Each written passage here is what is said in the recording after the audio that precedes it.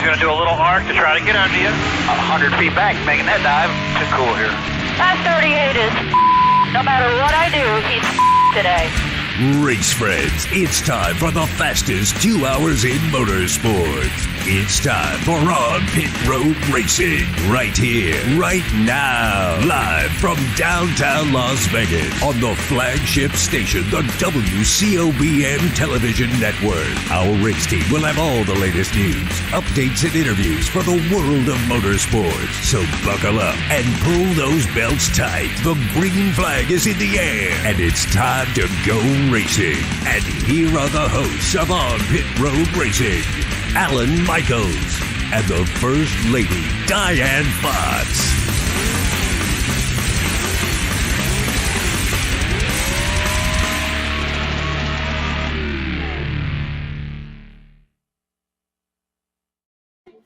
And good afternoon, everybody, and welcome to On Pit Road Racing live from downtown Las Vegas here on the WCOB on the flagship network of On Pit Road Racing. Alan Michaels here with you today. Indy Mike is standing by on the hotline. We're going to get with him in just a couple of minutes because we've got racing updates from NASCAR. We've got racing updates from the NHRA, from IndyCar, from Formula One. The news is breaking. Could Andretti be leaving? Could he be not only leaving, but not leaving IndyCar, but could he be looking to do an adventure at F1 racing? And Mike's got all the news and the details for you, okay?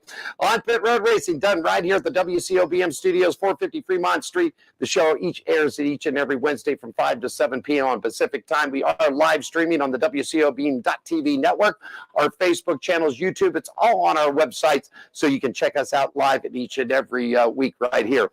Our website is just about done. OnPitRoadRacing.com. Our special guy, Tim Torres, our IT and special graphics, is putting the final touches on it. It looks really good. Tim sent me an update to it this morning, and we should have it back up online, ready to go.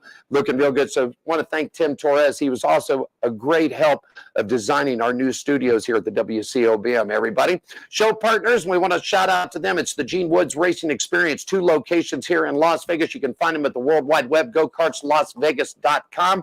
The Woods Family Sandwiches, great place to eat. 2 locations here in Las Vegas and also up in Boulder, and that's at the World Wide Web, WFSandwiches.com. The Hot Shoe Hall of Fame, man, that's where we're at inside this great, magnificent building, and I'm going to show you the shoes here in just a little bit, and I'm going to give you some details about that. World Wide Web, HotShoeHof.com, and also the Las Vegas Motor Speedway, LVMS.com, with all the great stuff. Hey, we got some great guests coming up, man. 7-time champ Scott Gaffarini racing around the country. Mike Miller, who was a champion at the Bull Ring last year in the Bomber Division, he's going to be joining us and racing around the country. And a great driver making his way up through the late models and also the ARCA Series, Kyle Keller, will be joining us here too. And also Diane's got it in line to speak with the NASCAR camping truck drivers. Actually, I should say it's the Craftsman truck drivers now. Grant Enfinger, Rahul Carrera, and Daniel Dye will all be coming up on this show. Plus, we've got a visit coming with the 1990 Daytona 500 champion, Derek Cove, with his new podcast, all the great things that he's got coming up. So it should be really, really a good time. And also one great interview that I'm really looking forward to that we're going to be doing over at the El Cortez at the Jackie Gahn Suite, where we'll have Jeff Motley, media representative for Las Vegas Motor Speedway, and driver Brendan Gaughan will join us in an upcoming adventure right here, okay? Looking really good all the way around for everybody. Man, if you'd like to be a guest on the show, contact Diane Fox at onpitroadracing@gmail.com, or you can give her a shout on the line at 702-803-0875. All we need to know is if you're ready to come on and have a good time with us, okay? So that's what we really got going right. Real quickly, I want to check the weather for the weekend because we've got some great weather for racing coming up for you. NASCAR is going to be at Circuits of America this weekend in Austin, Texas. Mostly sunny skies both days down there, 81 degrees. The NHRA is in Phoenix this weekend where they've got sunny skies, temperatures in the upper 70s. And lower 80s. And this report brought to you by our good friends at the Woods Family Sandwiches, WFSandwiches.com. NASCAR notes before we get to Indy Mike here. It's brought to you by the Las Vegas Motor Speedway. Well, round 5 is all wrapped up, and Atlanta didn't disappoint, man. The trucks, it was Christian Eckes winning a thriller in overtime at Saturday night. Eckes picks up his first win of the season, along with McAnally. That's Bill McAnally and Helgerman Racing. They get their first win of 2023. Winner Christian Eckes, Nick Sanchez, and John Hunter Nemechek round out the podium. Christian Eckes leads Matt Crafton by 5 points, Tyler Majeski by 8, and the trucks are off Dakota this weekend. Austin Hill picked up a win in his third win of the season, topping off the doubleheader. Daniel Hemrick and Ryan Truex are up on the podium along with it. NASCAR notes, Joey Logano got the pole, man, but it wasn't be for his day to pick up the win. It was Joey Logano taking up the checkered flag, his first win of 2023. Brad Kay, a strong run for RFK Racing. Christopher Bell wraps up in third. Logano leads Christopher Bell and Ross Chastain. Okay. Other quick news, man. If you haven't heard yet, all 4 crew chiefs for Hendrick Motorsports have been suspended. 4-race deal, $100,000 fine for improperly modifying one of the cars. And we're hoping to talk to Scott Miller from NASCAR. I think Gene's going to set that up for us to where we can find out just exactly, because NASCAR says they're not playing. If it's an in-house product, you're going to do it. If you modify it, there's going to be some fines. Also, Denny Hamlin, man, this one I just can't get, folks. I'm telling you, he gets in a racing accident. Him and Ross Chastain have been having things going on year after year now for the last couple of years. And at the end of the race, he decides to tag him. NASCAR goes back and looks at everything and says, hey, it was a racing accident. Then he gets on his podcast, Denny Hamlin, on Monday and says, no, I intentionally took him out. So they slapped the fine on him. And, of course, another fine, Josh Williams gets fined for improper conduct on the car, and it's just crazy. So he's on a 1-week suspension. Can you believe that somebody would get sent to the pits area because of that? And then he parks the car on the start-finish line and doesn't think anything's going to happen.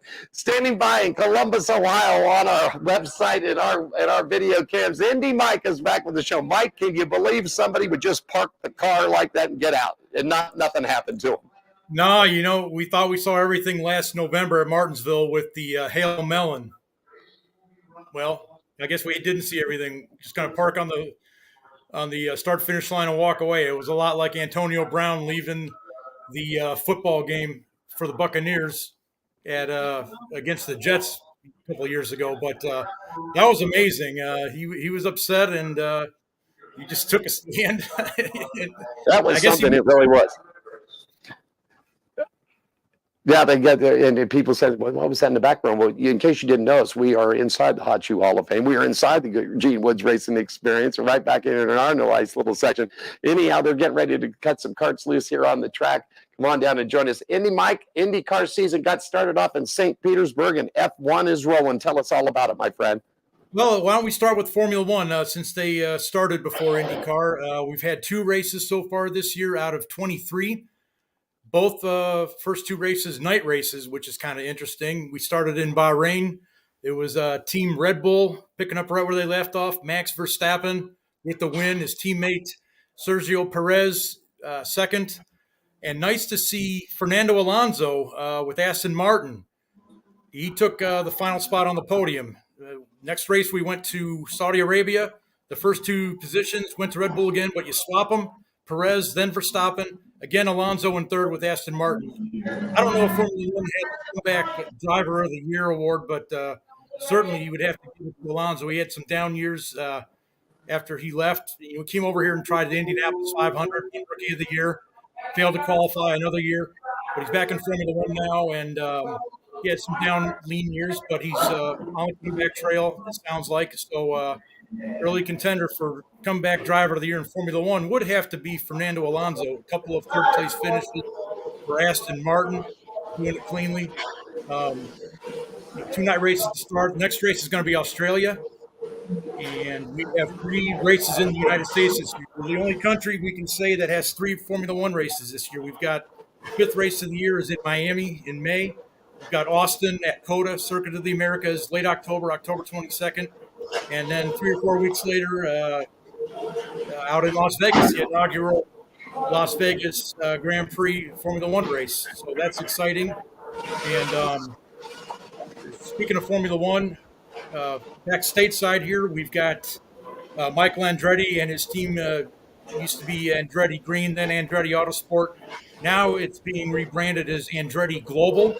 He wants to go Formula One racing as soon as next year with Cadillac power.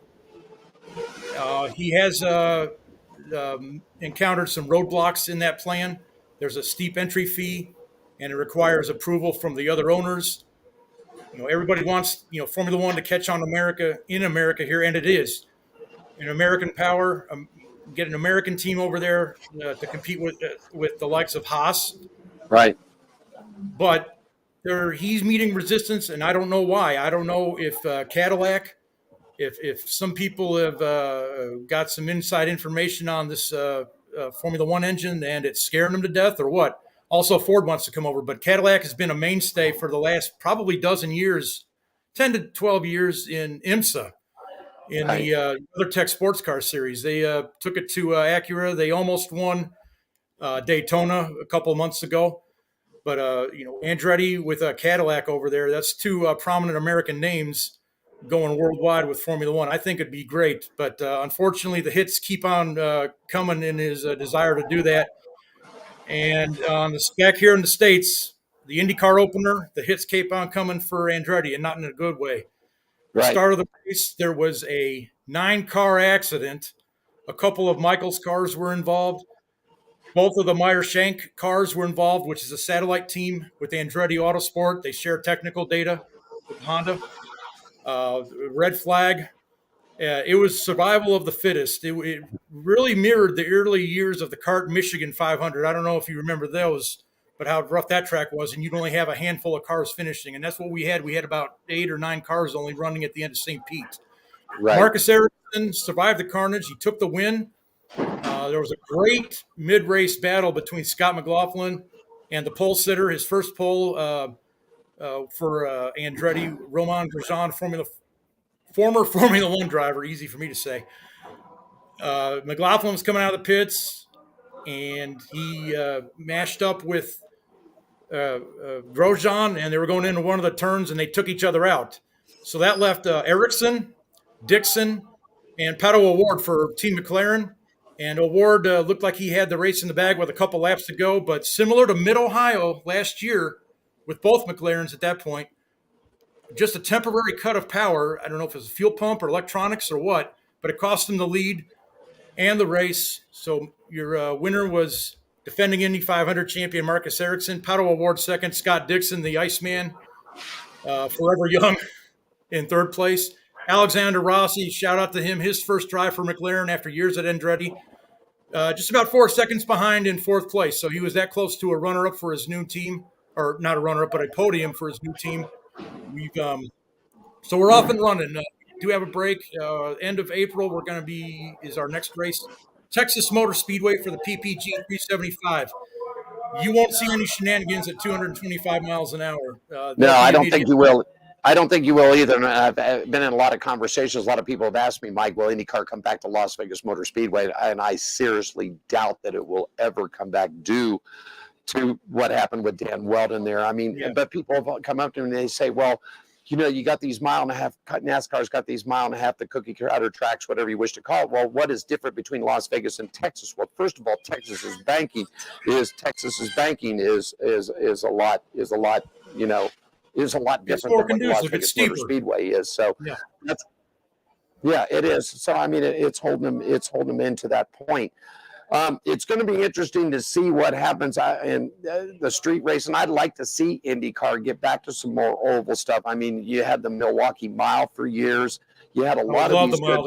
You had a lot of these, and it sort of throws me off too, Mike, because I don't know that I have not looked at the full schedule for IndyCar this year, but Iowa was always on that schedule, and that's not a big track at all. So, I mean, the speeds don't get up to where you would get at Indianapolis, Texas, or even what they were doing here in Las Vegas. So, I don't know.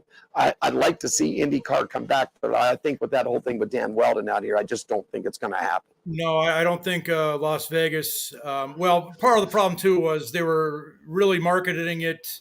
They were putting the cart before the horse. Safety wasn't paramount. They were starting 34 cars. And, Indianapolis and back even when they ran Michigan International Speedway, wide, long, you're condensed in a place like Las Vegas or Iowa, the Rusty Wallace track, 7/8 of a mile. It's a little bull ring, and there's no room for escape. It's sort of like NASCAR Bristol. Jeff Burton said one time it's like flying an F-15 in a gymnasium. There's just no room there's nowhere to go. Yeah, well, the late great Dale Earnhardt, he never liked Martinsville. I mean, he couldn't stand it. He always looked at H. Clay Earls, who owned that track. He said, Clay, well, what we need to do is take a piece of C4 in the middle of this thing, blow it up, and make it a fish pond is what we need to do. He never liked it. He had great success there, but he just never really he never cared for Martinsville. It just wasn't one of his tracks. A fishing pond. The places you despise, you do well at, and the places you love, success is fleeting. It defies logic. It really does. Hey, I want to get your input. So we're waiting on Chuck Trickle. I know that he's on his way in. They're fighting traffic out here and everything else. So I want to get your input. What do you think about Wilkesboro coming back to life? That grand old daddy in North Wilkesboro in North Carolina. It's going to be hosting the All-Star event. And don't know if you've been following up, but boy, this track is really looking something neat. It really is. Well, the first word that comes to my mind as a purist and traditionalist, heartwarming. Wilkes County, Western North Carolina. Junior Johnson, the moonshine era. That's how NASCAR got its start. They used to refer to North Wilkesboro as the house that Junior built. And Darrell Waltrip in the 70s and 80s had – nobody could touch him there. Nobody could touch Darrell Waltrip and Junior Johnson at North Wilkesboro. 5/8 of a mile. They've installed lights now and safer barriers. They have not run a cup race there since, I believe, 1996. God, it's been 27 years since they – yeah. Yeah, pushing 30 years. So for the All-Star race to come back to the heart of NASCAR in the Carolinas, Western North Carolina, the moonshining days, I think that's very important. And going back to its roots, long overdue. Yeah, I do too. I'd like to see him bring Rockingham back. That'd be another great track to bring back. And of course now the big talk, with all this dirt racing going on, well, NASCAR, the trucks and everybody going to Bristol and now the Cup cars. And of course, I know Tony Stewart's just biting at the chump to get something at Eldora. He'd love to have a Cup race there, Yes, and, he would. Speaking of Tony, man. Your thoughts about Tony Stewart now? Alcohol fueled dragster. I mean, he's not reached the top fuel. He's not reached that nitro level yet, but he seems to be doing pretty well with it. In typical fashion, tribute to his hero, A.J. Foyt. He's doing it his way. He's doing what he wants, when he wants. He's doing it his way. I know he hasn't the last 5 years probably since he left the driver's seat in Cup. He really wasn't seeing eye to eye with NASCAR on a whole bunch of issues. And he was really tired of it. So he wanted to just go have fun. If you're not having fun, right, you're going to, what's the point? So he married a drag racer. I think she might even be taller than him. I don't know if it's the heels or natural height, but Leah Pritchett, I think is her name. Yeah, Leah Pritchett Stewart now, or whatever she might wish to be known. Absolutely. And, his longtime connections with Mobil 1, I saw that was on the side of his top alcohol dragster. So he's having fun. And I salute him for that. Yeah. He's like back in the day, guys like Mario and AJ, and even to an extent, Parnelli Jones would run just about anything. And that's what Tony's done. He's got an IndyCar title, 3 Winston Cup titles. Yeah, I said Winston Cup. We're old. That's it. In fact, I got a thing scheduled with Rusty Wallace, the 1989, and when I introduce him, he will be the 1989 Winston Cup champion. I mean, I'm, very good, very good. I'm breaking all protocols, Mike. That's it. Hey, listen, if you can stand by, I need to do a quick break about the Hot Shoe Hall of Fame here, and we'll check and see where Mr. Trickle's at. We'll keep things. Indy Mike has joined us. You're watching On Pit Road Racing live here at the WCOBM flagship station, downtown Las Vegas. We'll be back right after this. Everybody, stay with us, okay?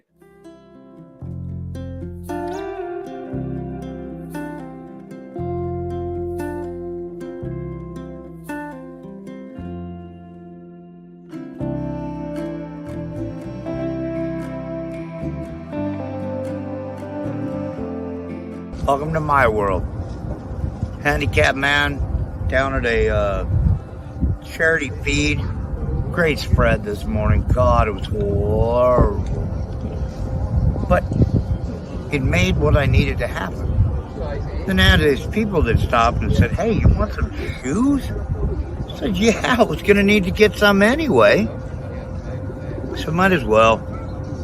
And if it really comes to fruition, help them buy more shoes so that we can help more people. I'm not we, but you know what I mean. hell, might as well. There's nothing wrong with helping someone. You know, it makes for good karma or good energy, whatever it takes. Hell, I ought to do a product placement for Coca-Cola, too. Now you're pushing it, Turtle, but have a good day. Thanks, mate. I appreciate you coming on camera. Oh, yeah, for sure, man. All right, talk to you later. Later, dude.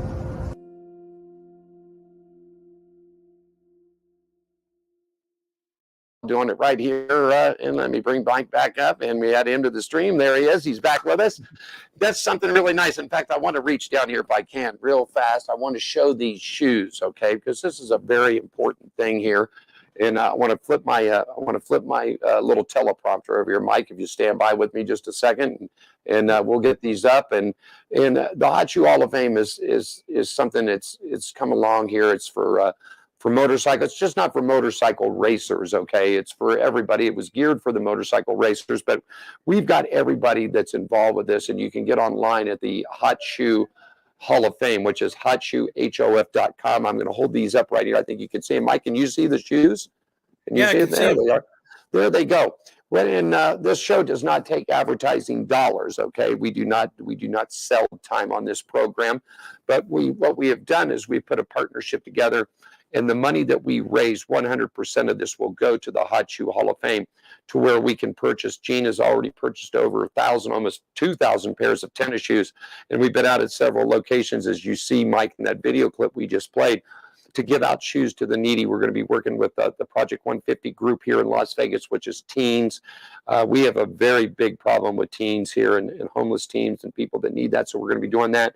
We've also hooked up with our good friend Andre Haynes.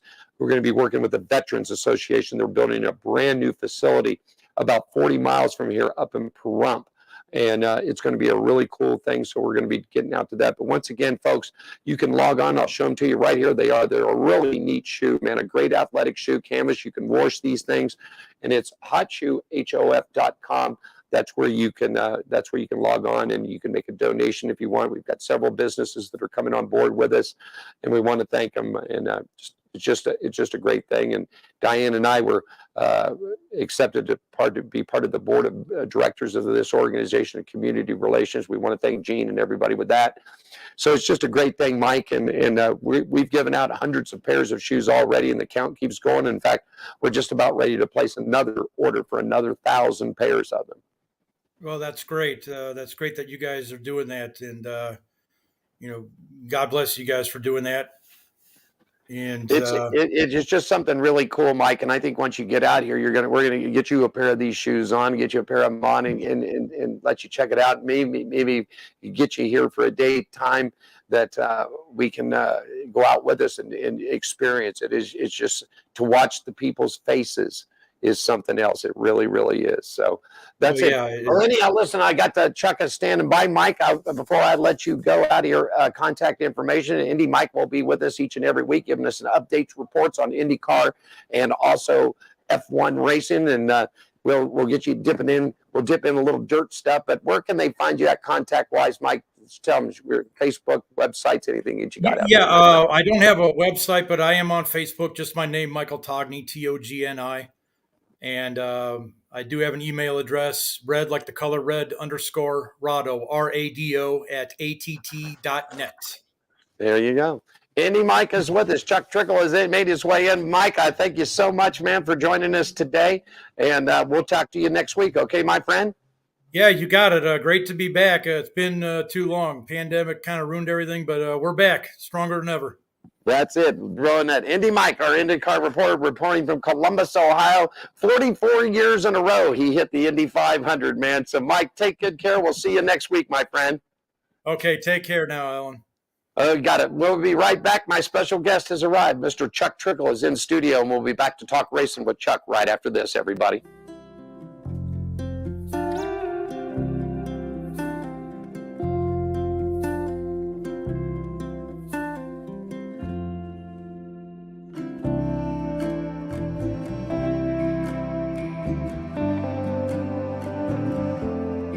Welcome to my world. Handicapped man down at a charity feed.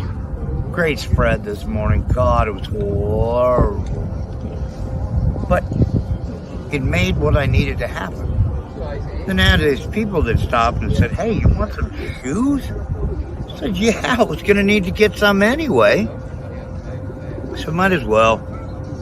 And if it really comes to fruition, help them buy more shoes so that we can help more people. I'm not we, but you know what I mean.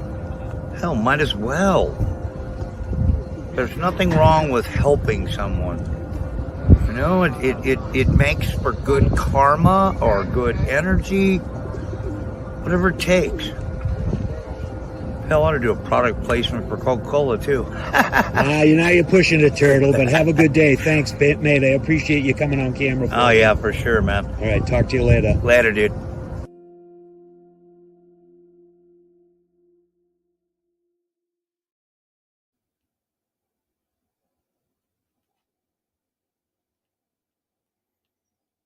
To the stream. There we go. Mike, we're going to say goodbye to him. Thanks so much for joining us, man, and we'll see you next time around, okay? Absolutely. And Chuck, welcome back to the show. Good to see you. There you go, Chuck. He's in Columbus, Ohio, talking to us right there. Our IndyCar reporter, Mr. Mike Togney. You want to stick with us, Mike? You want to stay on? Yeah, sure. I got a couple All minutes. right, well, let's do that then. You know, ladies and gentlemen, let me pull my screen up here and let me get things going. It's always a pleasure to have this gentleman with us, and he's just done so much for the motorsports industry throughout the years. Ladies and gentlemen, please welcome Mr. Chuck Trickle. Chuck, good afternoon, sir. Thank you very, very much, Mike. Thanks for having me. It is always a pleasure to have you, Chuck. And let me pull these things over here and let's get started. I mean, you came from Wisconsin? Yep, let's see, when did I get in? 1970. Right.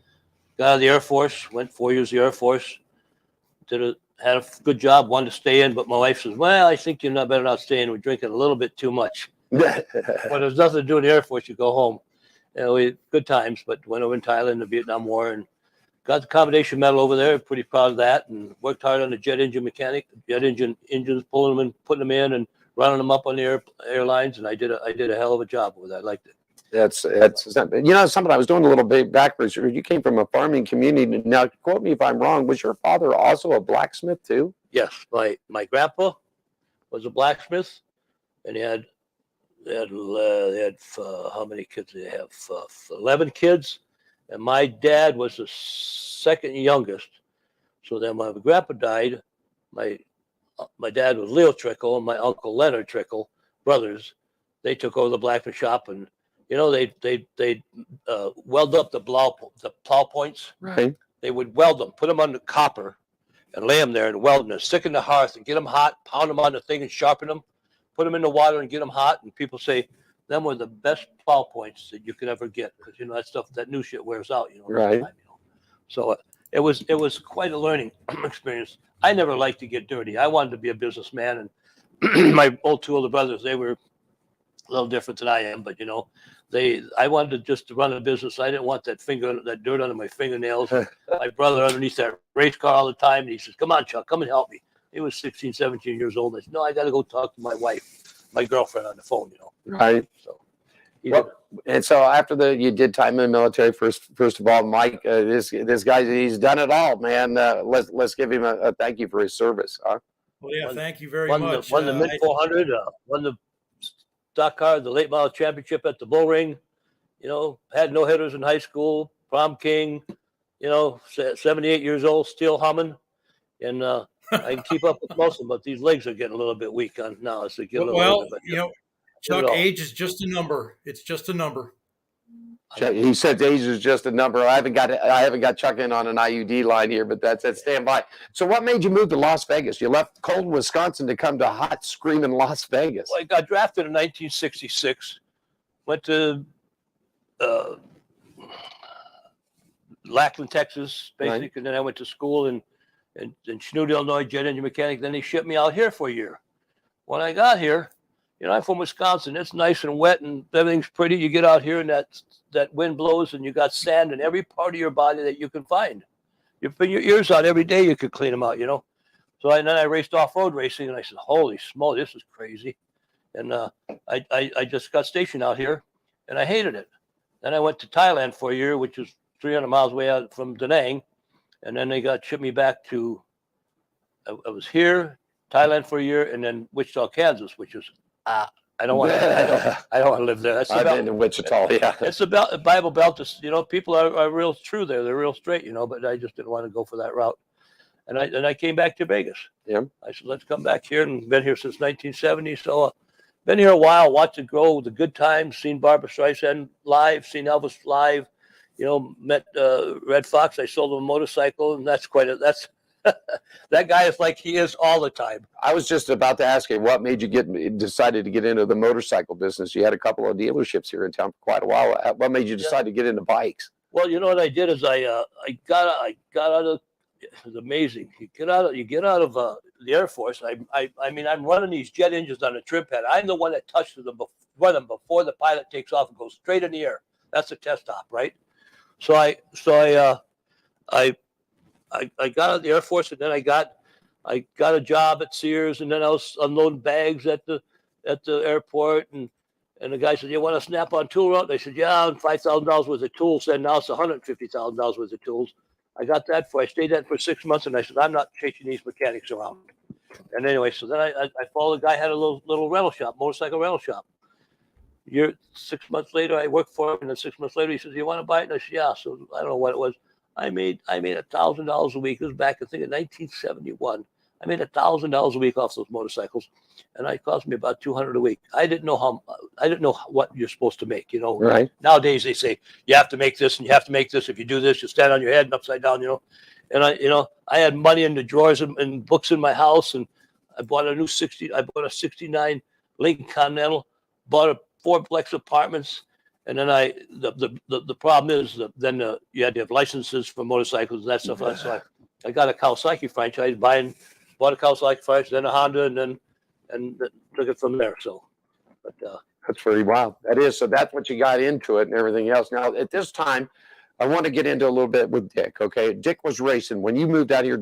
He'd already started his career. Correct? Yeah. I was still home. He started when he was 16, and they wouldn't let him get. Then he kicked him out for a year, and then he changed his name, and then he started at 18. Dick Trickle was born in 1941 in Wisconsin Rapids, Wisconsin. He passed away May 16th of 2013 in Lincoln, North Carolina. I think everybody knows the story about this, but this is the part I think that a lot of people don't know, that Dick was suffering from pain, Chuck, and he went to several doctors through. And I mean, this from the greatest short track driver that he trained Rusty Wallace, Kenny Wallace, Mark Martin, Alan Kowicki. He even worked with the late great Dale Earnhardt. Yep. About short track racing. In fact, this was what was said from the 1989 Winston Cup champion. Quote from Rusty Wallace: "Dick Trickle was the greatest car driver in America. Yep. You can put him up against any NASCAR guy. You can put him on the line with Earnhardt, with Petty, with Yarborough, and I think he's better than all of them." Yep. Quote from Rusty Wallace right there. I was his brother from the time I was born till the time he passed away at 71 years old. That man never changed. He was the same person, loved people, worked hard, didn't do bad things, and did everything right. And my favorite thing that I bring up, Mike, is here I am, 12 years old or whatever we'll call it. He's 2.5. I was born in 44, so he was born in 41.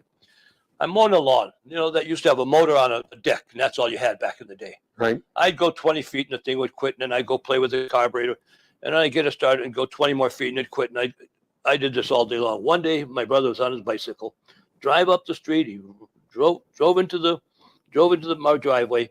He laid the bike down, went over, and he touched that carburetor. That carburetor is still probably working. It never quit on me. I don't know what he did. I didn't understand it. He had magic in his body. I don't care how you put it.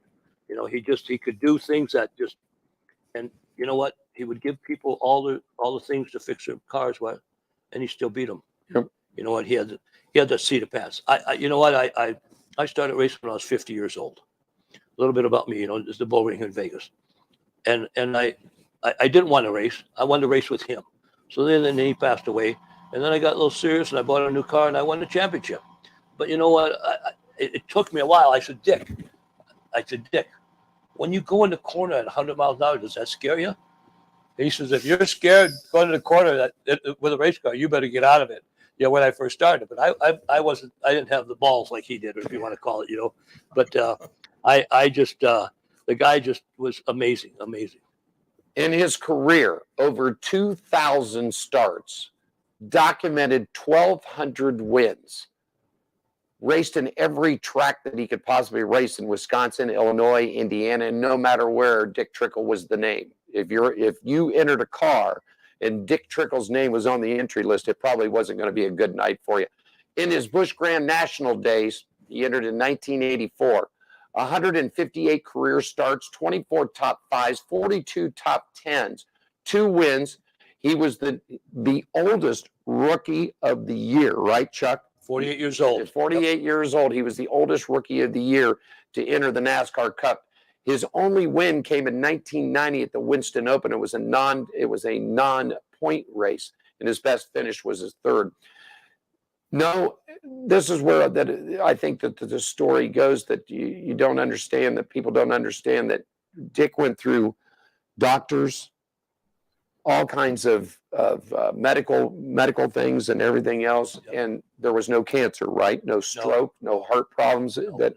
Did an autopsy, did anything ever find out what the pain that Dick had? Here's what we talked.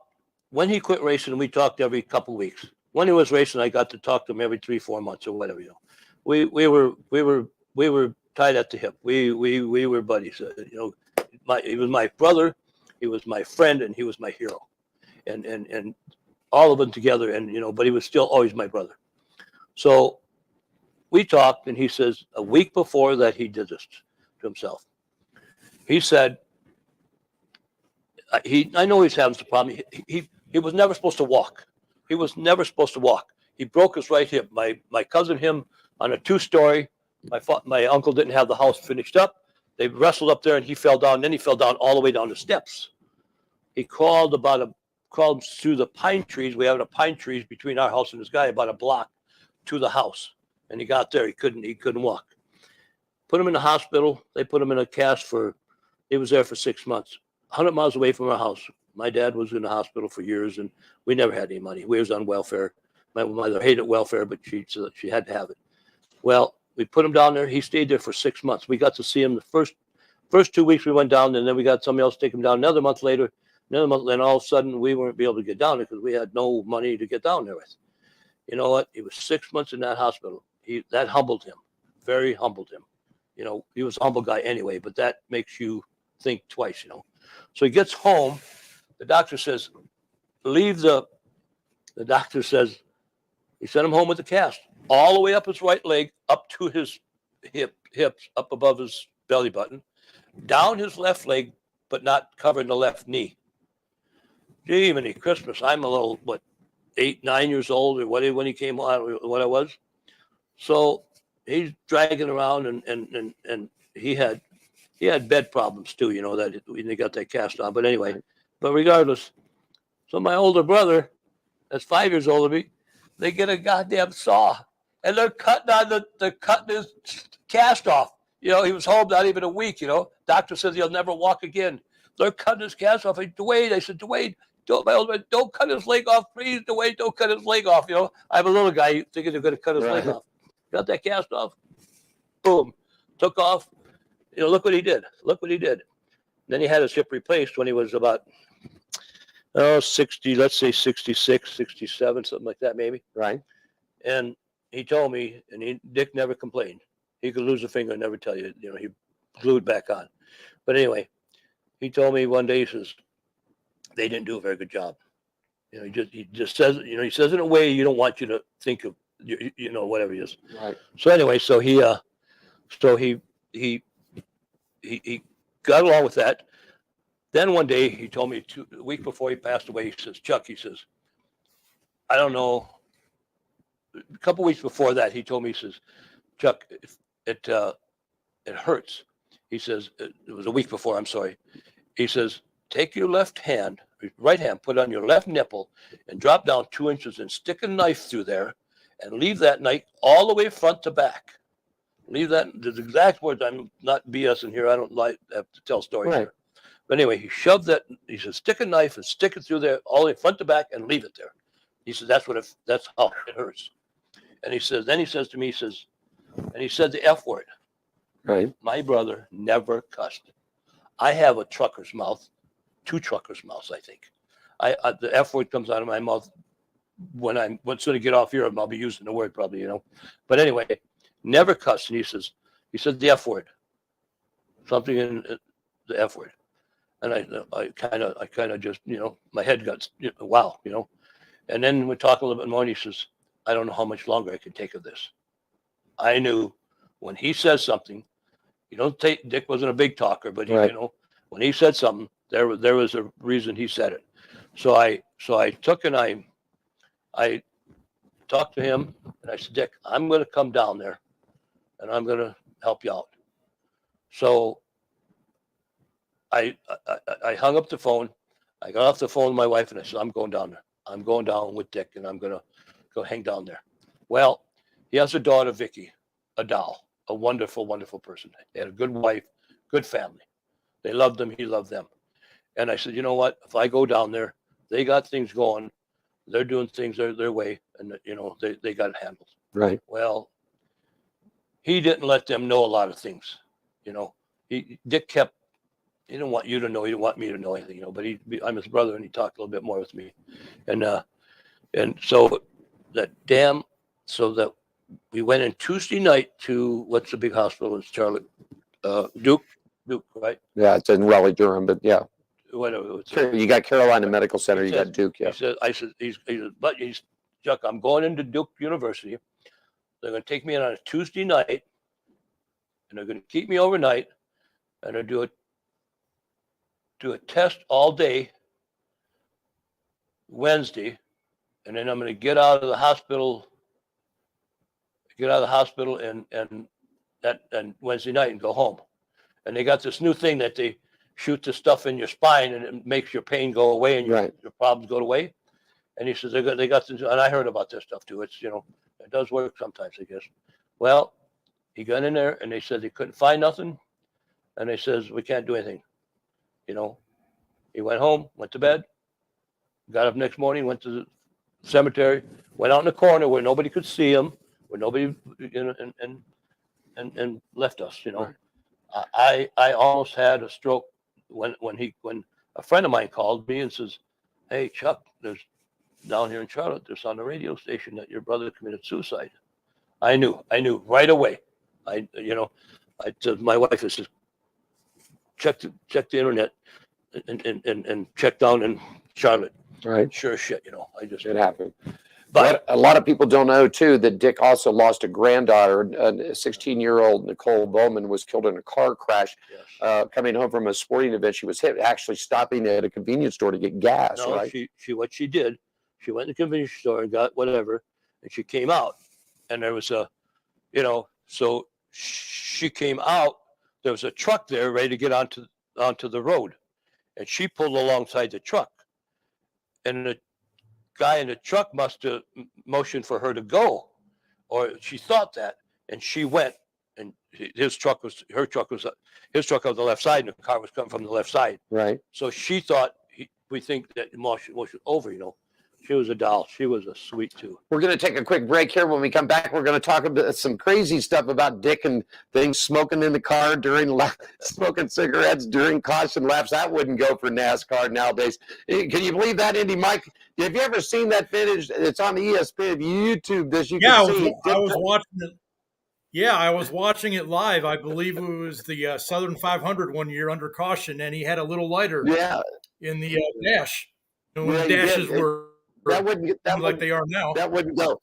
There he was. There he was. I'm puffing him up. And I'll never forget the commentator went in and asked him one time, he said, well, Dick, how many cigarettes are you going to smoke today? And he goes, that just depends on how many caution flags fly. So that's it. Mike, we're going to take a break. I'm going to let you go. We'll talk to you next week. We'll finish up with Chuck Trickle. Thank you so much. Before I do go, you got a question you want me to ask Chuck? I Not really a question, but I do remember in the ASA days, and after that, your brother was instrumental in developing the IROC cars, if I'm not mistaken. Is that correct? We'll talk. We'll talk about that. We'll talk about that when we come back. I got a question from Indy Mike here about Dick helping with the IROC cars, and we'll talk about that coming up. Mike, we're going to take a break. I'll see you next week. Same bat time, same bat channel. How about it, my friend? Yeah, that sounds great. We'll talk to you later. Thanks, buddy. Have a good one.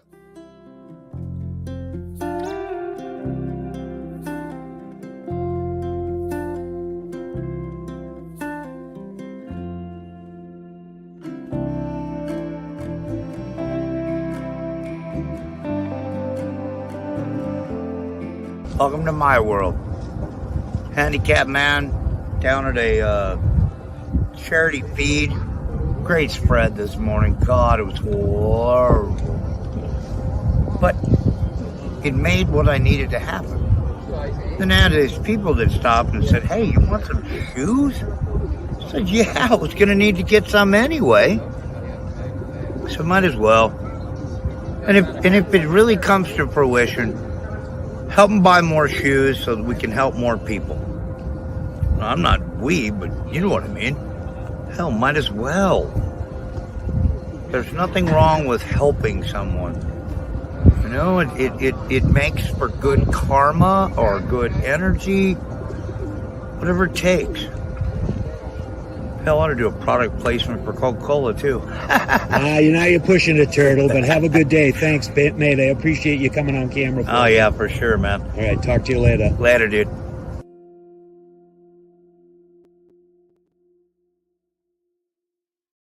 And there we are back. And there's Chuck Trickle and ourselves.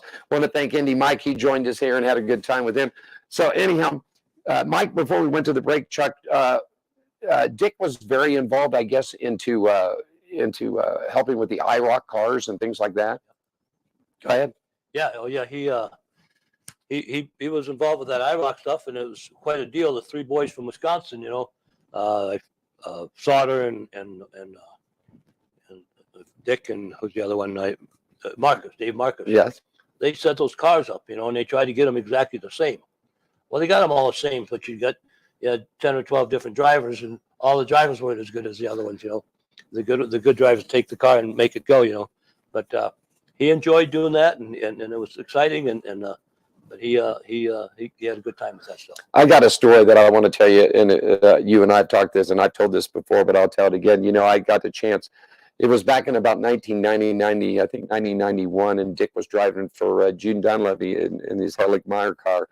And we were in Martinsville. It was actually my first time that I'd covered NASCAR. One other time I'd sent down to Atlanta in 1989 and actually watched Rusty Wallace win his his only championship that he won. So they sent me back out that year to Martinsville. And I got down there and they told me I needed to go speak to this person, that person, and on and on. And I was in such a hurry that when I pulled in, I left the headlights on in my car.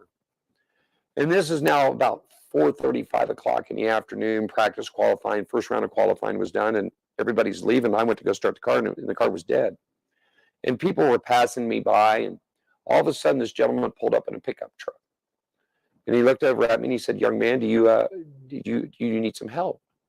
And I said, "Well, sir, I'm a reporter, first gig. I was in a hurry, and my battery ran out. I don't have any jumper cables." And he goes, "Hold on a minute." So he turned back around and he came back about 5 minutes later and he had a pair of jumper cables with me. And he said, "Let me see if I can get this truck pulled around here the right side." So he hooked it up and I introduced myself and he said, "My name's Dick Trickle." And I said, "I've heard of you, sir." And he said, "Yeah, you probably heard of me because of my funny name." And I said, "Well, but I said, I know who you are, sir, and I know who that." And I said, "This is my first real reporting job for NASCAR. It's the first track that I really got a chance to be at." And so while that car was being charged, and after a couple of cigarettes and a liquid refreshment, I probably got one of the best educations in short track racing for a reporter that you could ever get. Because Dick Trickle sat and took time with me as a young reporter. I was probably only about 25, 26 years of age.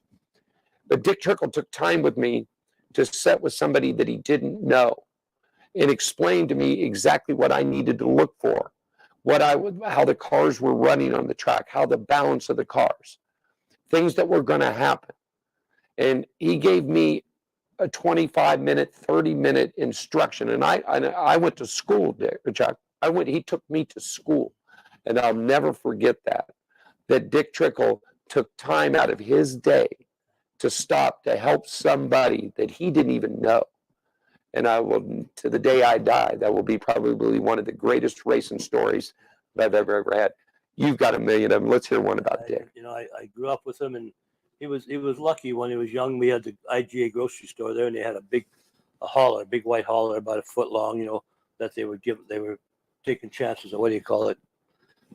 Taking tickets on. He won that, and he won that, and he just, had a little bit of luck except for his hip, But the stories growing up with him, he was just the nicest, always the same. We had a family of 5. I was the middle boy, 2 older boys, 2 younger sisters, and I was the middle one. And my oldest brothers and my mother, there was never any fighting in our house. There was never any yelling in our house. There was never, ever anything that it was the easiest house to live in. I was probably the worst of the bunch. I was spoiled by my two older brothers because my mother threatened to kill him if something happened to me because I was her baby. She wanted a girl when I was the third one. She wanted a girl. She let my hair grow long, but then 2.5 years later, she finally had two girls, my 2 sisters, 2 wonderful people. But anyway, Dick he was 10 years old going on 15. He was 15 going on 20. He was always ahead of him. I was 10 years old and I was still 9. I had a lot of things in me, but I didn't have ahead of me. I was equal, and I did well in everything I did. I wasn't none of that, but he could see things in these race cars and mechanical.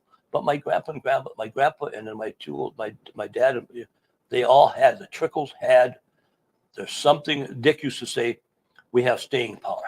I won the Mint 400 in the desert, running 400 miles in the desert for whatever. I raced the Baja 1000. I could do it all day and all night.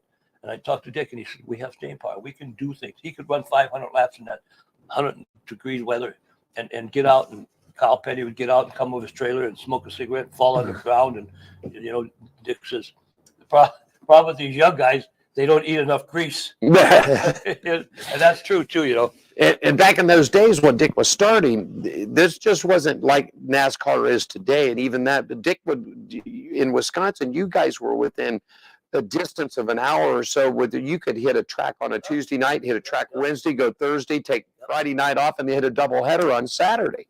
So the racing back then was so much different than what it is today. 100 miles, 6 tracks, probably. 6 tracks. 6 miles. Dick Trickle Memorial is up in back in your all's hometown. About that, that's something that was really neat put together. Yep. The memories for Dick. We got some his racing buddies back then. He grew up out of this little town of Rudolph was 389 people, I think, for the last. It's 20 people more than all it was, but these 4 guys, Jim Bach, Marvin Mazufka, Tom Reffner, Jim Bach, and Dick, and there were some other ones around there, but not quite as good as. But these 4 guys won. I mean, and it was just like a place where what it is back there. We had to learn everything. We had to learn what to do and how to fix things. Right. Fix on the farms, in the welding shops, but there was no computer stuff. There wasn't no that. It was all that, Right. And, just it's an amazing bunch of guys, and they put together this memorial, and you can just go on the computer and look at a Dick Trickle Memorial and join it, whatever. And I think they raised over $400,000. The statue of my brother was $60,000 alone. Wow. Beautiful statue. We've got pictures of it up on our Facebook page. It is something if you get a chance. So this is coming up May is the 9th year. 9th year it's going, and they sell stuff there to raise money. Oh my God, the guy gave $7,000 for a fender of Dick's or something, whatever it was, and people just donate from all. I mean, Richard Petty sent money. Rusty and Kenny Wallace, and anyway, but the Tom Reffner and these ex-racers, and there's about 6 guys, and some of his friends, Don Stuke and Gary Erickson, and those guys, they put together this thing for about 6 years. They worked hard. It was hard, and they said, okay, we're tired. So they're going to try to turn it over to somebody. And so the 10th year will be, this May will be the 9th year. And then the 10th year, then they're not going to have the memorial every year.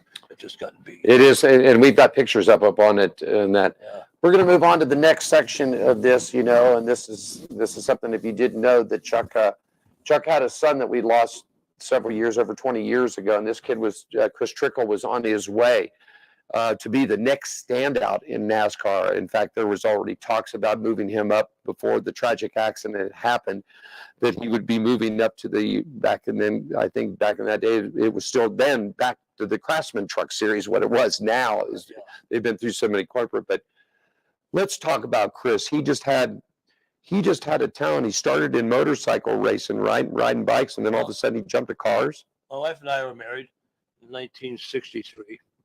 And, we waited. I went into service and I came out here and, we didn't want any children just yet. So, I practiced a lot. So about 9 years into it, it never worked. I said, let's go adopt. She's when I wanted to adopt. So I went to the welfare department. And that's what it wasn't now. It's the welfare department. And so we adopted this little boy. My wife was in Wisconsin. I'm here. They call us. We've got a little boy for you. We want you to come get him, blah, blah, blah, blah. And baby name was baby Patrick. And we went up there and they said to me, they checked, they know the parents, the mother and dad, they know your parents got something going and you're going to have something good. So they said, you have a gifted child. I heard gift because we tried, we wanted a baby. So anyway, we picked him up. Didn't have nothing. We brought it. We went to Kmart or that, whatever it was at that time, picked up some baby bottles and diapers and whatever. And then we had a little thing, cabinet next to our bed, and we put him in he slept there that first night, and then we got a crib for him the next day and so on. But this young guy was so talented, not because he's my son. I know you bring 10 guys to the racetrack and give them each 10 lessons, and I'll tell you which one is going to make it. You put a kid on a motorcycle. I was in the motorcycle business 20 years. You take them out to the track and let's race, and I'll tell you which one's going to make it. I'm a good at. I should have been a what do you call it? Go get baseball players. Scout. I should have been a scout for these people. Anyway, long story short, so we get him. His hips are out. So it was about maybe a year and a half. We figured something wasn't wrong there. So they put the doctor, we made a little wheels on it and flat, and they put his leg straight out in a cast. I mean, straight out, like girls could do, Oh, the splits type of thing. Okay. Yeah. And they put the cast on him so that would grow back in. And I said, holy shit, Anyway, so we went through that. He grew up, and then I had to put him in soccer. He could kick soccer balls further than adults. Then I put him on a motorcycle when he was 10. He whatever he did, he was born with athletic ability. Barry Bonds, Michael Jordan, we all have the same. We can shoot the ball just as good as them, but we can't put it in a good spot. So anyway, so he was 10 years old.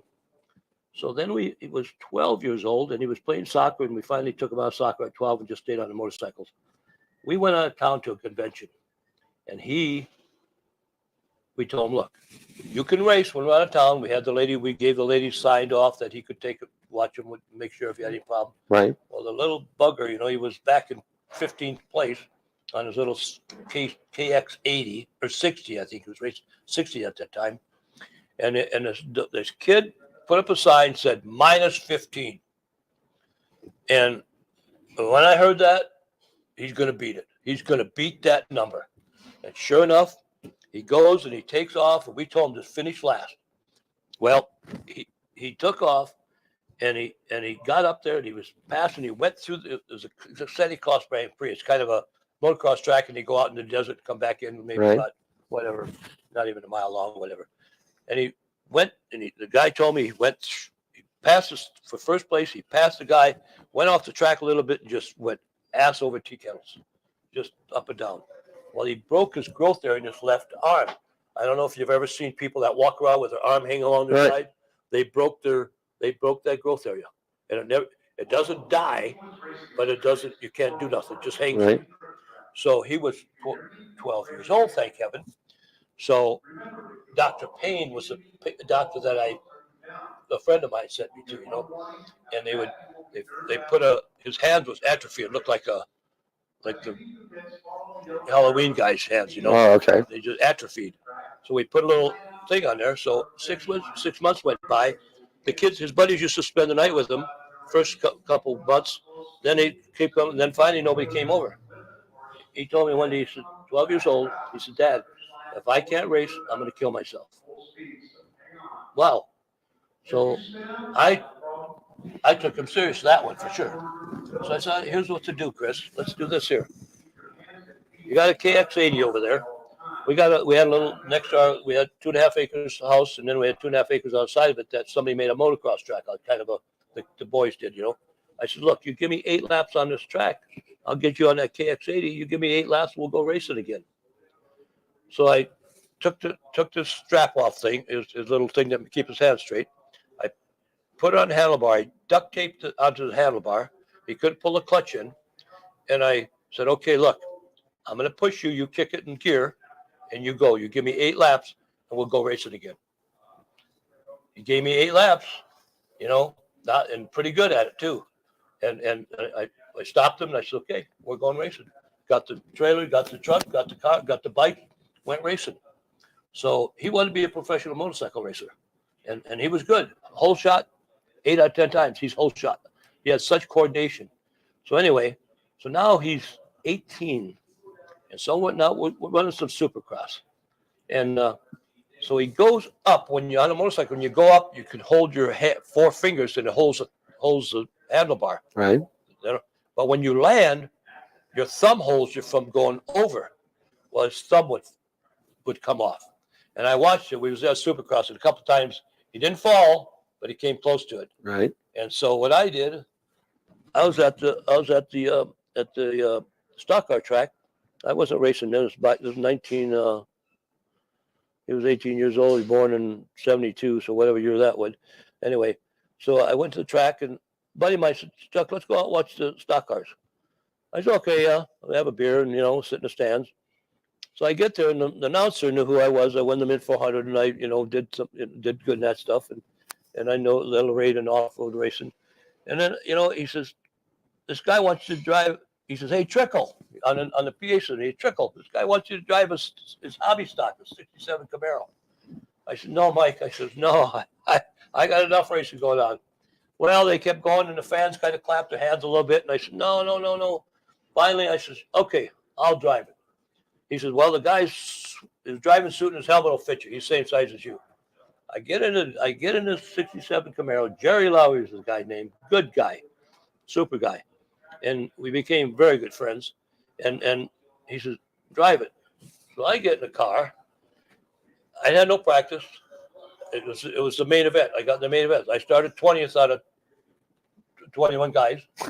And I said, oh, Jesus Christ, he could have put me a little further up. Well, I didn't even know what I was doing. So I'm out there. I'm sideways like our dirt cars I'm sliding through the corners and shit. Right. And so finally I said, well, that ain't good. That ain't working in this stuff. So anyway, I took off. I went right through the middle. I went right through the middle, and I got up to 3rd place. I'm looking back. I said, what are these guys doing? Why don't they go? Why don't they take off and go? I'm in 3rd place. Well, there's a lap to go. Let's see. There's 2 laps to go. The 2 guys in front of me were probably almost a straightaway ahead of me. And I said, I'm in 3rd. I'm really happy, Well, they went across. They went around, got the white flag, went across the white flag, and they went into each other, inside, into their side. They hit each other, and one hit the outside wall, one to the inside wall. I go around and I win the race. Yeah. That was 10 years later, I won another race. But you know what? I said, so I bought the car. I told him before I got in, I said, you know what? I'll buy this car when I win this race. I'll buy this car from you. I said, how much? He said, $3,500. I said, I ain't gonna. I don't have $3,500 to do that with. But I won the race, and I bought the car. And you know what? Then Chris seen me what I did, Chris seen me, and then I got him a car, and he piddled around, and I pushed him, and I jumped, hitting him and stuff, trying to get him to go faster. But he was very smart. He was like a computer brain. He knew the track was a little higher, a little lower, whatever. It was amazing. This kid took off, and then he eventually kicked my ass. And then I backed up, and I'm not going after him. So they're beating and banging out here at the go-kart track. You hear that? It's pretty wild how we got this. Yeah, I like this. I like what you did here. But anyhow, so he moves on. He comes up through the ranks. I mean, his rookie season, he won 3 out of 10 events, I think is what it was. Then he came back the next year, won 10 events, 10 out of 12 events. Then you guys got him then he went into what was known as the Southwest Tour that eventually, I think NASCAR just let it go and they moved on. 95 and 96, and then he got shot in 97. 97. But we were getting ready.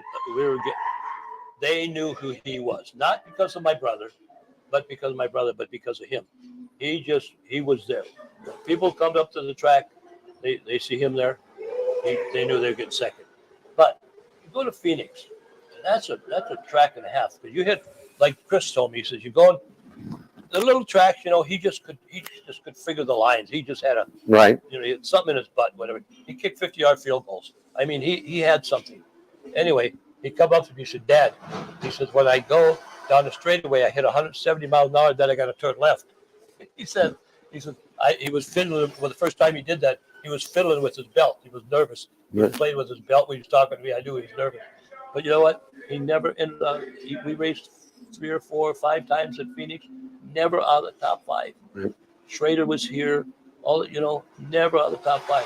Guy just get in a car and find something. I said, Chris, on our little track, I said, Chris, how are you 2/10 faster than me in qualifying? He didn't know. He just had a feel like Dick did.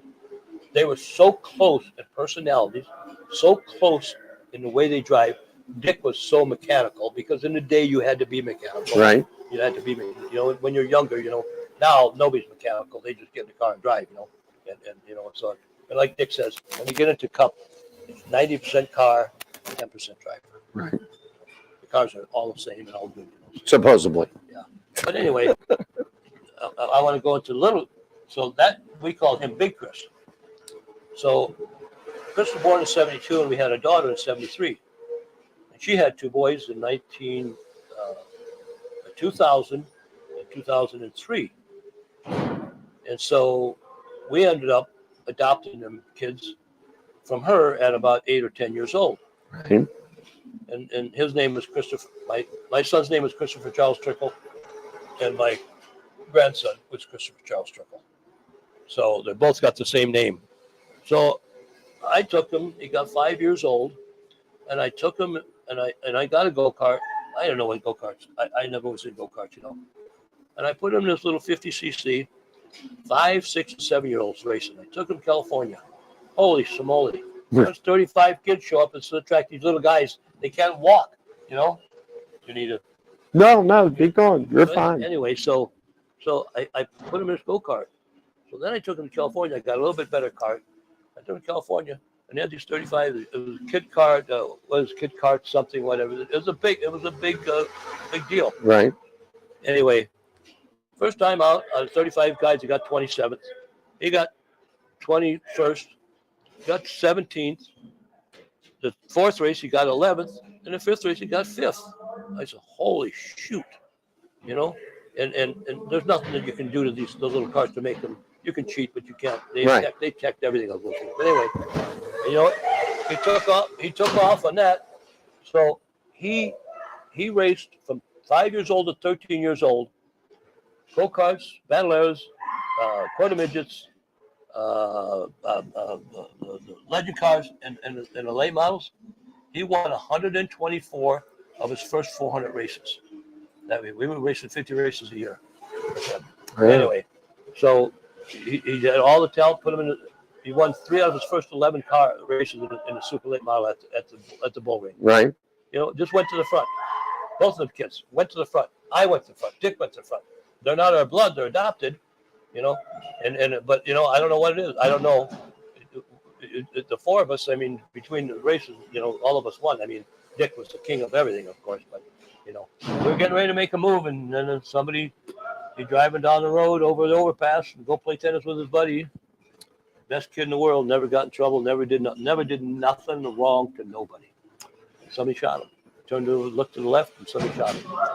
Why? And to this date, it was an open case, called now turned cold. But I mean, it was on America's Most Wanted 3 times. Yep. And still to this date, nothing has ever been said, and nobody knows anything. We just lost a great kid. I mean, and that happened with Ura, and then of course TJ lost Spencer too with a terrible event. The racing then back then is that. Now let's get to you at the age of what, 58. You won the championship. You went out there. Were you running against Kurt and Kyle Busch and Justin Ash and all these guys that are known at the Bull Ring today? I mean, so Kyle was 16, and I was I don't know how old I was, in my 50s. Right. And so he come along and he raced at 16. They let him race, right? And then he won 11 out of 13 races. He couldn't start right away because he didn't win the championship because he wouldn't let him start. Right. He won 11 out of 13 races, and I was not the hot dog, but I did pretty good. And this guy kicked my ass, and I said, this is not right, you know. So so one night, I don't know if any of your racers are out there, but I'm sure you've done it. So I went ahead and we run a 2040 Hoosier, and then the Southwest Tour run a 35 and a 45, number they call it. So I said, I got to beat this Bush guy, you know. I believe this kid, you know. We were good friends. He was family's good friends, you know. But anyway, so I got to beat him. So anyway, I ground off the 2040, and I cut the 2040 out, and I made a rubber stamp. And I glued that onto the 11-inch wide tires, and I glued them on. So now it looked like it was a 2040, but it wasn't, you know. So I did all 4 tires like that. So it happened to be the July 4th race.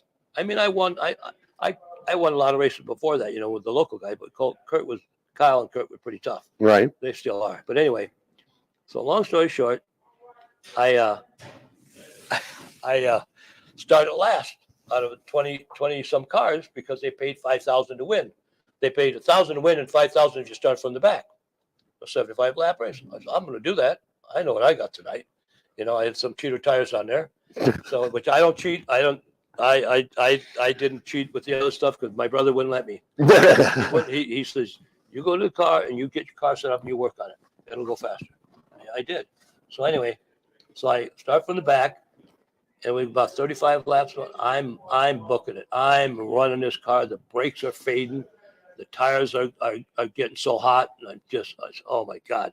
Well, 35 laps out of 75 laps, we had 4 yellows like in a row. Now we got about 10 or 15 laps left. Now my car's back fresh again. I said, oh, thank heaven, you know. So I take off, and I'm up now. I was in 3rd. So Kyle was 2nd. So I get him on the back straightaway. I get up with his bumper, and I bump up a little bit, and I go around him. I pissed him off. He didn't like that. So I went in the corner, and he tried to nudge me a little bit. So anyway, my buddy that was working out of my garage, he was leading the race. And I said, no, I can't beat him. I can't do this. But it's $6,000 on the line total. I said, you know what? So I, about a lap and a half to go, I said, screw it. I'm going to take him. I'm going to do it. He knew what I did, though. He would probably turn me in. So anyway, so I took off, and I caught up to him. We were coming out of 4. I got underneath him just enough to get him on the start-finish line. Just as I turned the car, it burbled a little bit. I slipped a little bit, and he beat me. But anyway, but then Kyle won all the races, and I know why, because I knew his engine builder the next year, and he told me what he did. Yeah. He had a hot dog motor. Hot dog motor. And I knew I went through the corners fast needed, but he'd get on straightaway and pull me. That's all motor, you know. So anyway, I hope Kyle listens to this because, you know. We can. Well, I got his PR guy. We can send it. We can. You know what? Now that you mentioned Kyle, I was happy that I was so happy. You and I talked about this. I told you 6 months ago where I thought was going to happen. I thought that Kyle Busch was heading to Tony Stewart. I thought for sure this is where it was going to go. I thought this was going to happen. And then all of a sudden the whole thing flipped because Eric Almirola decided that he wasn't going to retire, that he's going to stay in the number 10. I was so happy to see Kyle Busch move to Richard Childress Racing. I was very happy. Richard Childress is still one of Chuck. He's one of those guys that you all cut teeth together, made your bones together, as they would say. You know, just a couple of years ago, I don't know when it was, but they had the cup race out here, and I went out, and I don't go to the main races no more. My legs are giving out and whatever, and I'm just having a hard time. But so I went out there a couple, 2-3 years ago, whatever it was, and I went in and talked to Kurt. He went in his trailer, and we talked a little bit. And I said, Kurt, he says, you guys putting 1 pound of tire pressure in it makes the car faster. He says, no, Chuck. He says, we're doing 2 to 3 tenths and making the car go faster. He says, that's how close these cars are. And I walked out of there after getting talked to him, and I went over. I walked out, and Kyle come walking along, come by himself. He was by himself, and nobody's around. And he come talk to me, got about 10 feet from me, and I bowed. I bowed to him. Yeah. I bowed to him. He laughed. But anyway, he come over, shook my hand, gave me a hug, and good guy. Kyle's got, by the way, big heart. People don't know what's going on. This is one thing. I was just going to bring this up. I saw the interview before the Daytona 500. Okay, go ahead. Let me finish this one thing here. All right, go. So anyway, so he comes over, and we're talking for a little bit, and he turned around and he had to go to the meetings or whatever, and he got about 5-6 feet away from me, and he turned around and he says, Chuck, he says, you're still one of the good guys because everybody's up his butt, because he's famous, Right. I don't care if he's famous. That don't bother me, They put their pants on and say, well, but anyway, good guy, both of them. But Kyle's doing a lot of shit on the side that he does good. Yeah. Well, in the interview, if you saw the pre-race interview of the Daytona 500, and I love this quote. And I wish I had an opportunity to speak with Kyle when he was here last. And I wish I'd have got to it, but there were so many reporters. And now I understand because of this quote about Kyle Busch. Kyle Busch said on the pre-race show, Daytona 500, I would rather have people hate me for who I am than for people to like me for who I'm not. And I think that shows exactly where he's at. I mean, you got to look back in the old days. You've seen this. I mean, Dale Earnhardt Sr. sometimes was not the happiest camper in the world. And I mean, I've seen Dale do things that behind the scenes, you know what I mean? I think they all have that, but Kyle got that reputation of he's the bad boy, he's this, he's got the attitude. But you know what? Gene Woods said this. People get mad at him until you can beat him on the track, then shut up. That's basically about it. You know what I mean? So track championship at 58 years of age, you kept rolling on. 59, and I raced in the year when I was 60, and then I was 61, and 61, and I was doing pretty well with all these young guys. You got them all out there now. And you know what? And I was the guy to beat. So they started getting a little rough with me. And I run clean. If I can get you, I'm going to get you. If I can't, I can't. And I learned how to get by people. And I talked to Dick. Dick taught me a lot, and my son taught me 2 things they did to me, and that's why I won. But anyway, I mean, it helped me. I didn't completely, but he told me, Dick, about the car, and Chris about what to do. Anyway, so what was we talking about? Well, we were getting ready to. So here I am, 61, and I want to race. I'm having fun. I'm pretty tough for my age. Like say. Anyway, so I take off on a restart. There's about 5 races left of the season. I take off on a restart, and I when you restart, you can't go nowhere. Just about. You got to wait to get through the corner. Somebody just blasted me from the back. I mean, hit me so hard, my head went against the back of the thing. I said, "Holy crap!" I said, "That's crazy." So I went home that night, and I won. I did it. I proved myself. I have nothing to prove. I'm not going to Cup at 61 years old. So anyway, so I went home. I went to bed. Saturday night, got up Sunday, went to bed, got up Monday, and I called my crew chief. And I said, Brian Kaiser, by the way, super people. He helped Big Chris, me and little Chris, Right. and to win. Anyway, so I told Brian, I says, I'm retiring. We're done. He said, Chuck, get back in bed and get out on the other side of the bed. He didn't want to quit because we're having fun, you know. We got about 10 minutes left in the program today. On Pit Road Racing is right here at the WCOBM, inside of the WCOBM's headquarters at 450 Fremont Street, also the home of the Gene Woods Racing Experience and the Hot Shoe Hall of Fame. Our special guest joining us for this program, Mr. Chuck Trickle, who his famous uncle Dick Trickle, of course his son and grandson both raced. Chuck himself raced. Before we go, racing has changed over the years. Do you think do you think stock car racing is in a good spot right now? I mean, you know, it's in a good spot for the people who have money. And there's a lot of people in the United States in the world right. with lots of money. I mean, you look on TV and look what the dad's doing. He's got a orchard, 10 billion acres of orchard, or he's got a cement company, a giant cement company. Right. Got, you know, and there's people out there with a lot of money. And that's the problem. It took me and the Dick Trickles out of Dick would have never made it unless he, you know, had a super sponsor because right. you can't.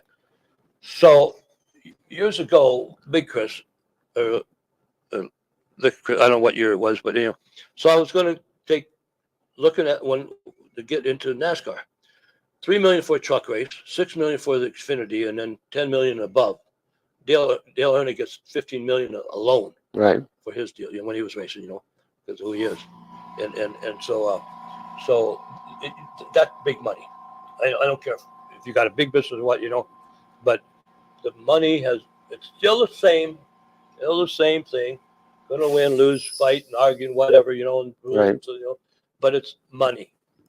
The government, our United States, money, and that's back in the day.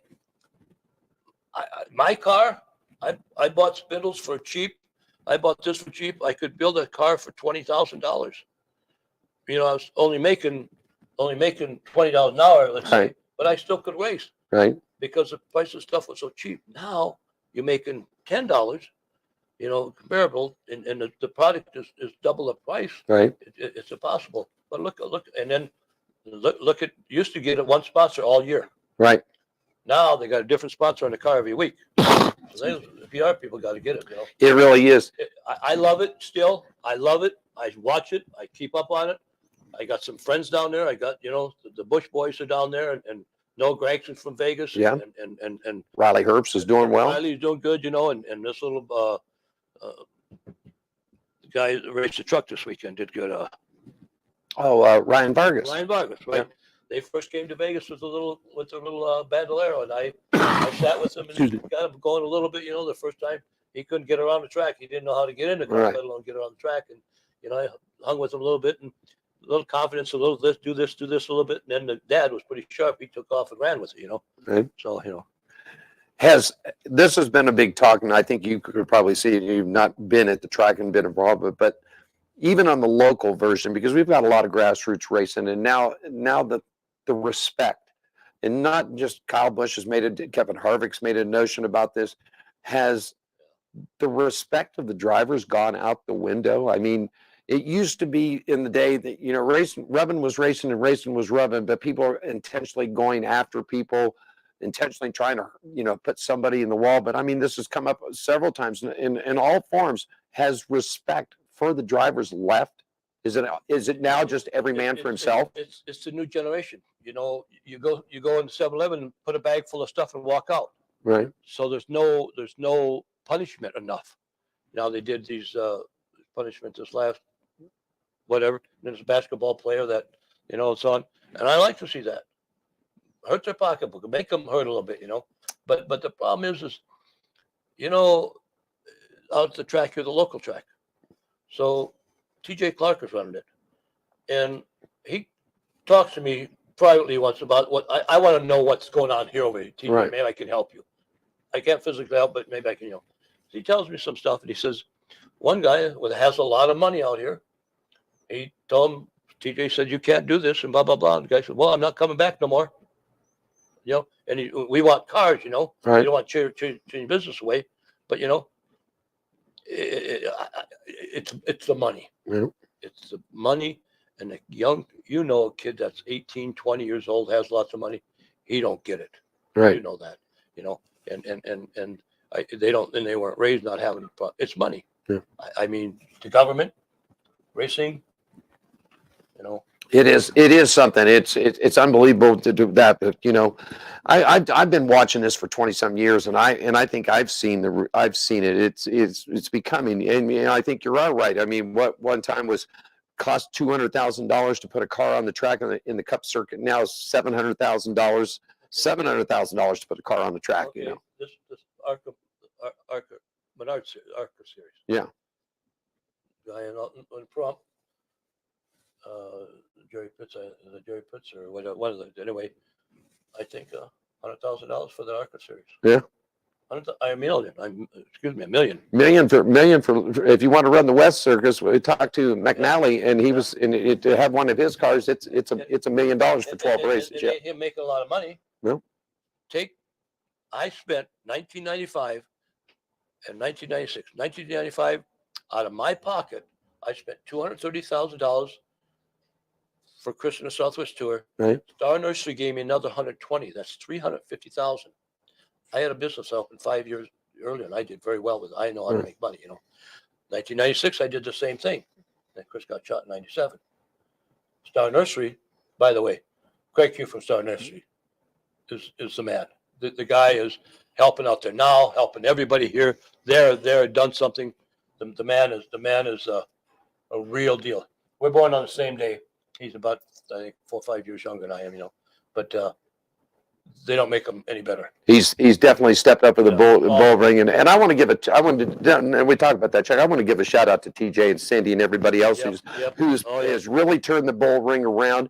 And while we're talking that, grassroots racing is a big thing. Whether you're in Wisconsin, where Chuck is from, or you're from Vegas, or you're from the Carolinas, get out and support local racing, because you wouldn't see, I mean, Chuck could tell you this. He watched Kyle Busch come up through the ranks. He watched him run dirt in Pahrump. He watched him run at the bull ring. He watched him come up there. Every one of these guys that are doing it, get out, support your local racing.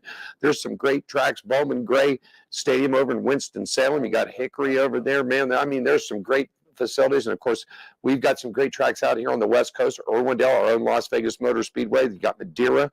There's just some great tracks. So get out there and support local racing. The problem we got here, we've got Vegas. You can do anything you want here. You can get drunk, you can do drugs, or there's other things to do, and gambling and stuff. And there's so many things going on. And that kind of takes away from that little track out there.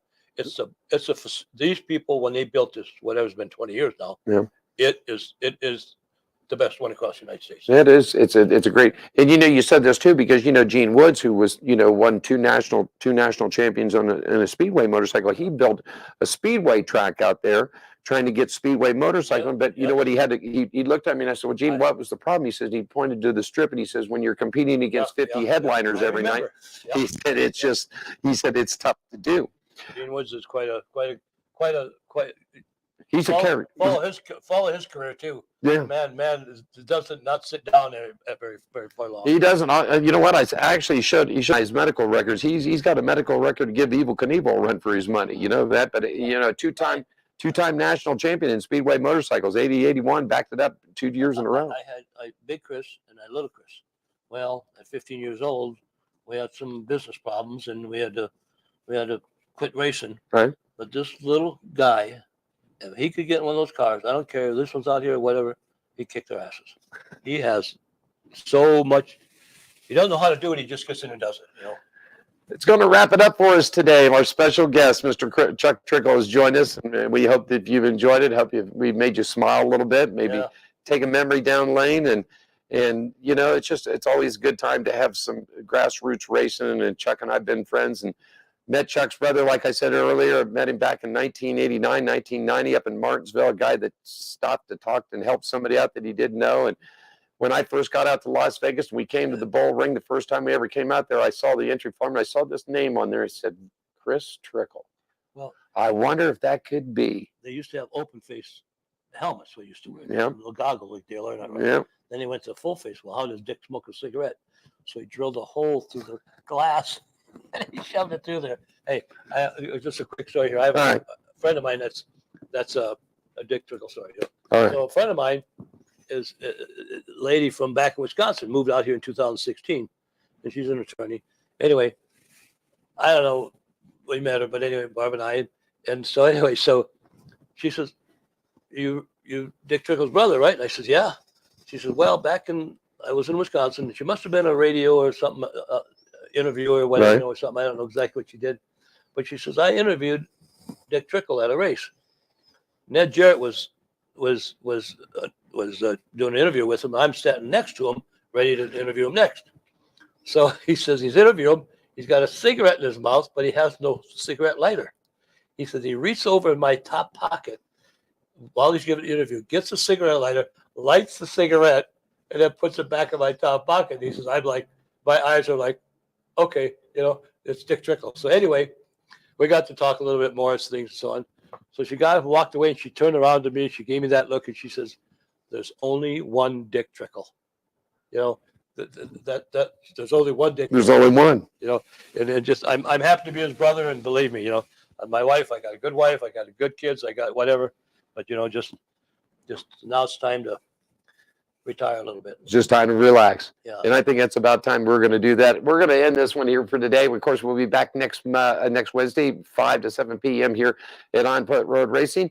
And somebody that did a lot of work for you that we're going to have on the show, Mr. Michael Miller, who won the Bomber Championship last year. My little buddy. So we're going to have Mike on next week. We got Mike coming up on the show. The 7-time champ Scott Gaffarini is going to join us coming up on this program.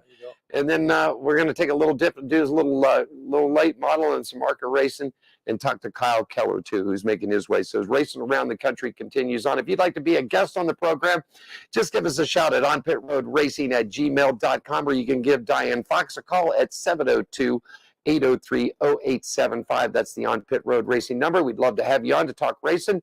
And Chuck, thanks for spending this hour with us and just going down memory lane. It's been a lot of fun. Scotty, and then you got the Kellers. Good people. Got those, and and Diane's got lined up. We're going to have all 3 of the GMS racers all on at one time. Yeah, that's good. Yeah, Grant Ingfinger and Daniel Dye, and we're going to have them all on a one shot. Super. Yeah, the last time we had Grant Infinger, he's the guy that shaved my head last time, so I think I'll stay away from him. On behalf of everybody here at the WCOBM and On Pit Road Racing Hot Shoe Hall of Fame, we want to thank you very, very much for listening to the program and watching the program. We appreciate your comments, and anything you'd like to let us know, we sure like to do it. On behalf of Diane Fox, Indy Mike back in Columbus, Ohio, Gene Woods, and Mr. Chuck Trickle, we want to thank you very much for tuning in today. Have a great day. We'll see you at the racetrack real soon, everybody. Have a good one. Bye-bye.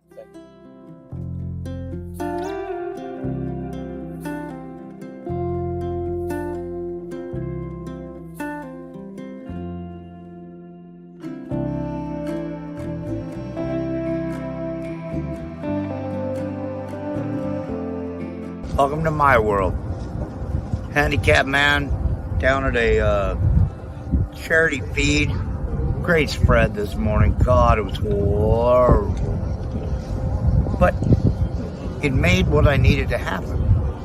Then I had these people that stopped and said, hey, you want some shoes? I said, yeah, I was going to need to get some anyway. So might as well. And if it really comes to fruition, help them buy more shoes so that we can help more people. Well, I'm not but you know what I mean. Hell, might as well. There's nothing wrong with helping someone. It makes for good karma or good energy, whatever it takes. Hell, I ought to do a product placement for Coca-Cola, too. You're pushing it, Turtle, but have a good day. Thanks, mate. I appreciate you coming on camera. Oh, yeah, for sure, man. All right, talk to you later. Later, dude.